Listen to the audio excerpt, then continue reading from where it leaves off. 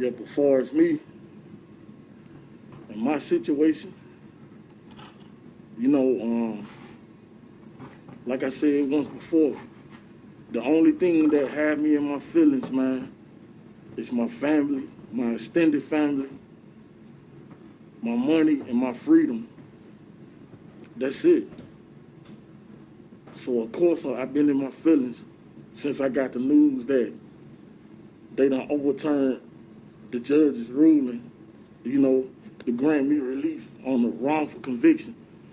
Man, you know, to think about it like, you know, being the father of 3 with a host of nephews and nieces, godchildren, you know, I got a reason to be out here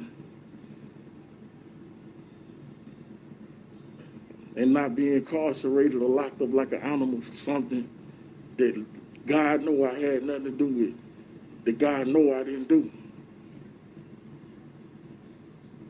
All because you got a couple guys that couldn't do their time for crimes in which they pled guilty to.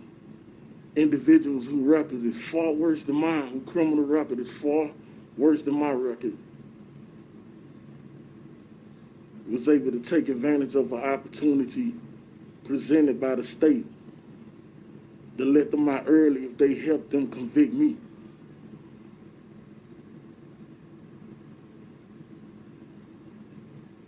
God is my witness, I didn't do it, you know. That's why I went to trial. That's why I utilized and, you know, took advantage of every appeal step and process that was available. And I'm still going through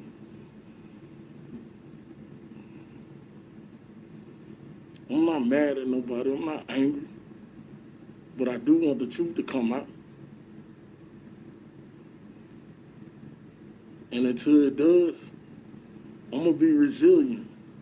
I'm gonna be relentless.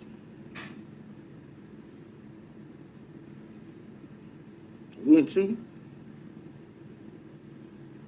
Wouldn't you?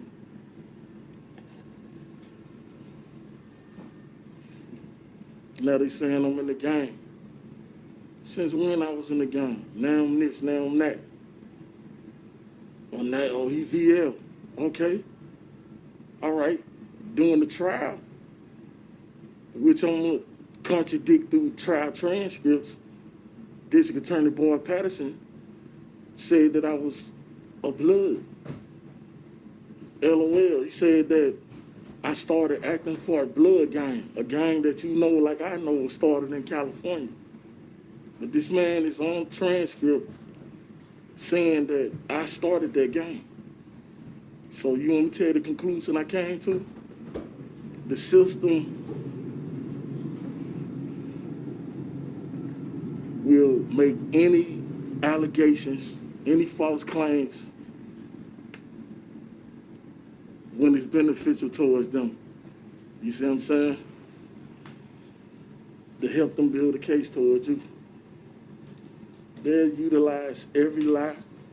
They'll utilize every false witness, even people that they know ain't being truthful. They know they ain't being honest. They will tell them what they need to know to corroborate what they need to know.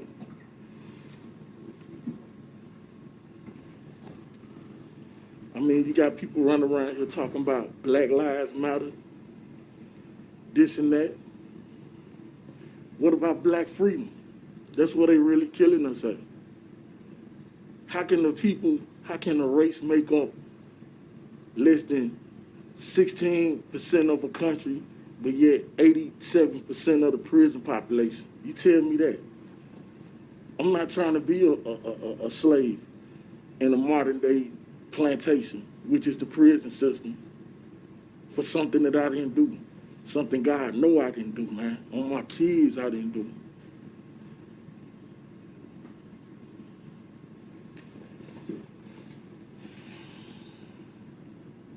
Let's talk about Demetrius Grayson.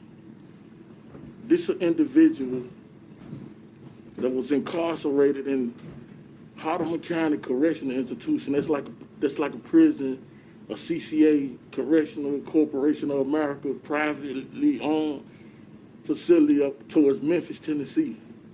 Okay, back in I guess 2005 is because I went to trial and was acquitted in federal court, September of '04. They charged me with this case containing to Grayson like four or 5 months later, like close to the beginning of '05. No, okay. Prior to this charge, I was hearing from associates and people that I know that was incarcerated at Hardeman County at the time when Grayson was there. So I heard about, the rates. I heard about how he was being sexually abused and extorted for food, commissary. A close friend of mine told me this. Shout out to Jermaine. What's up, G? Shout out, bro. Jermaine, he was going to testify at the first trial because there was 2 trials containing to this. And we decided against it because we felt like we had a landslide of evidence supporting my innocence. Like, come on, man. They gonna get it. They gonna get it right, But as far as the Grayson dude, he came to Jermaine. Y'all know him as G. Like, homie, help me, man, help me. Man, they just taking all my cum. They raping me and this and that. Man, can you get them out for me? Can you help me? So bruh said he told him, look, man, you already down there engaging in homosexual activities. So now one of them takes something from you, you know what I'm saying? Now you want to holler, rape and help me and all this and that. Man up, you know what I'm saying? Quit being a coward, man up. You see what I'm saying? Man up. And I heard the same story from like 3 or 4 more other individuals that was there at the time Grayson was there. So this went on for like months. You see what I'm saying? Beatings, rapes, and all of that was being inflicted upon this individual, Demetrius Grayson. So, okay, fast forward a little bit. I know it's difficult. It's difficult to do, but try to imagine yourself in Grayson's shoes. I can't, man. I can't. Can't be no fuck nigga. I can't be no liar neither. You know what I'm saying? But being raped the other day, extorted for your food, for your commissary, you know what I'm saying? And then all of a sudden, one day, 2 detectives from Chattanooga pop up. Like knights in shining armor. And they tell you that, look, if you help us get little, we'll help you get out of prison. Man, there was like music to that dude's ears. Of course he gonna take advantage of the opportunity to get out of a volatile, atrocious situation and circumstance that he was faced with. Of course. Think about it. One of the detectives said that they told him, because from close to Memphis to Chattanooga, that's like a 6-7 mile drive.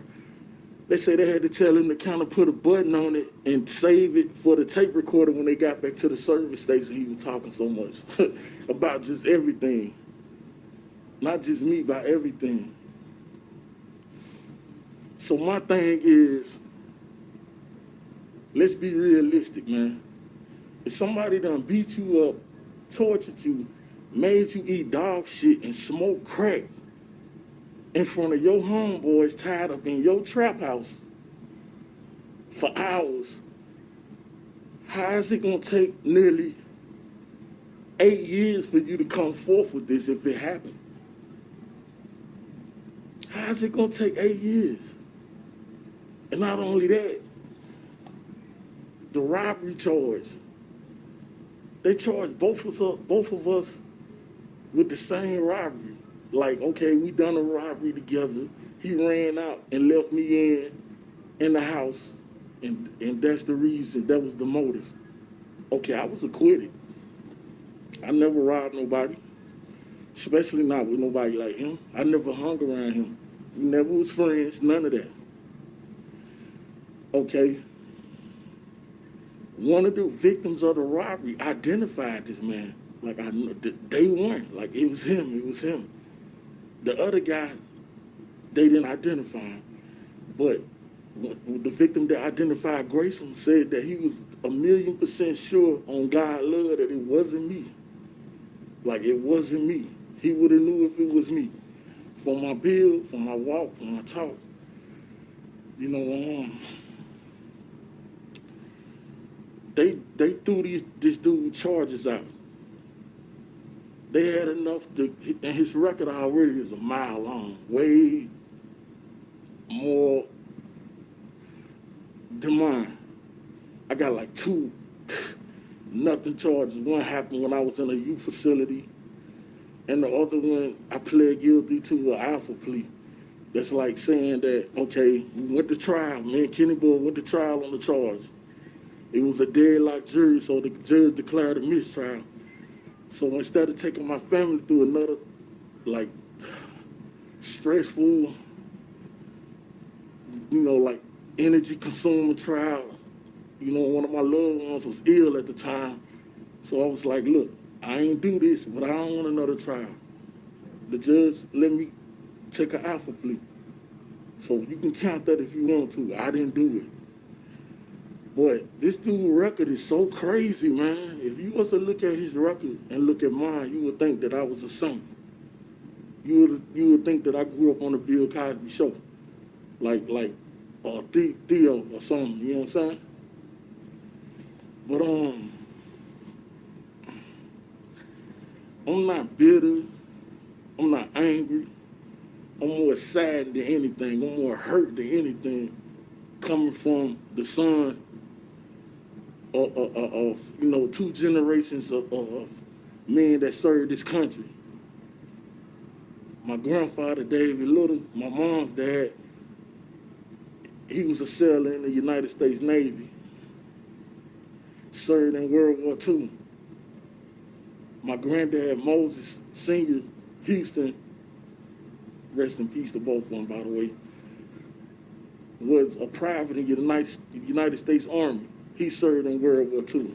My dad, Moses Jr., rest in peace, was a sailor in the Navy, and he served in Vietnam.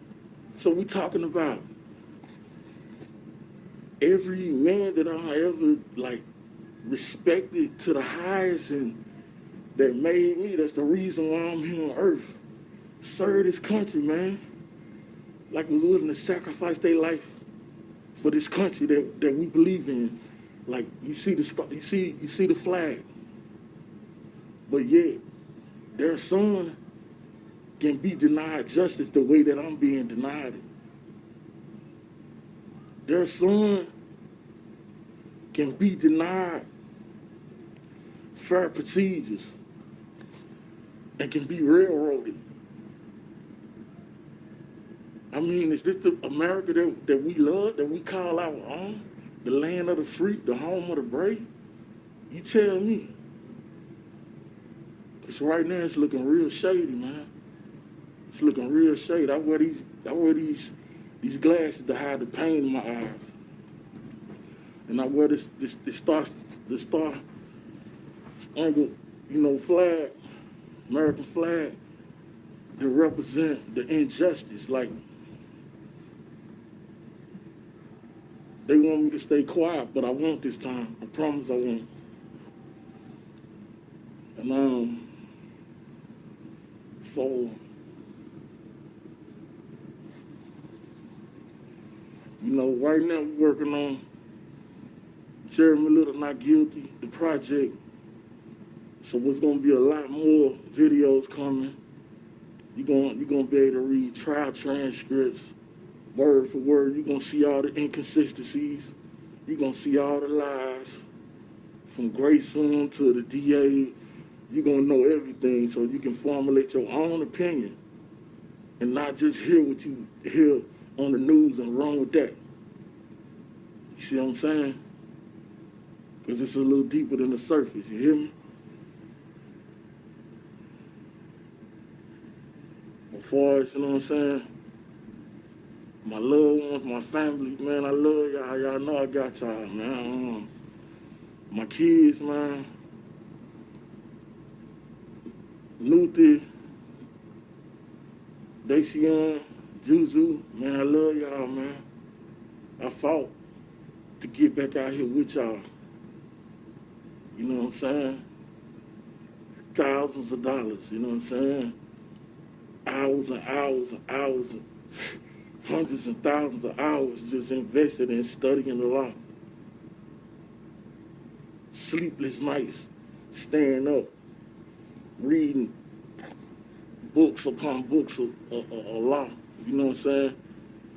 To help myself. I don't like to come down to this, but just know that the daddy love y'all, man. I never give up, just on the sprint of y'all, man. You hear me? I love y'all. And don't never let nobody tell y'all otherwise. You hear me? Just continue to make Dad proud. And I'm going to continue to make y'all proud, man. You hear me? All right, man. I ain't going to hold y'all up. But,